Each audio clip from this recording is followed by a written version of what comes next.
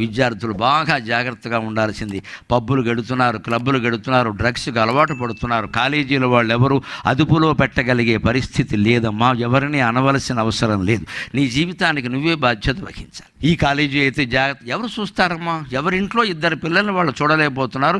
విద్యాలయంలో 8,000 మంది పిల్లల్ని చూస్తారా? ఎవరు బాధ్యత వహిస్తారు? మనిషి దూది పింజ లాంటి వాడు, దుర్వ్యసనం అగ్ని లాంటి. దుర్వ్యసనం ఎటువంటిది అంటే నిప్పు లేని చింత, నివురు లేని చింత నిప్పు రవ్వలు. ఇది నివురు కూడా లేదయ్యా, నేను డైరెక్ట్గా నాశనం చేసేస్తాను. దీనికి దూది పుంగ.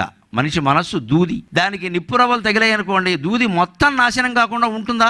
అందుకని స్పరిశమునకు దారి సంఘటిల్లిన, ఒక్కసారి నిప్పు రవ్వలకి దూదిలో పడ్డమనేది జరిగితే అంతు చూడకుండా నిన్ను వీడుటాడు, అంతు చూడకుండా విడిచిపెట్టవయ్యా. అందుకని మొట్టమొదటిసారి ఫ్రెండ్ పబ్కి క్లబ్కి ఎవడన్నా పిలుచుని రానని చెప్పాలి స్పష్టంగా. వాడు ఏమన్నా అనుకోని నీ సొమ్మేం పోయింది? బోడి ఫ్రెండ్షిప్ ఎక్కడ?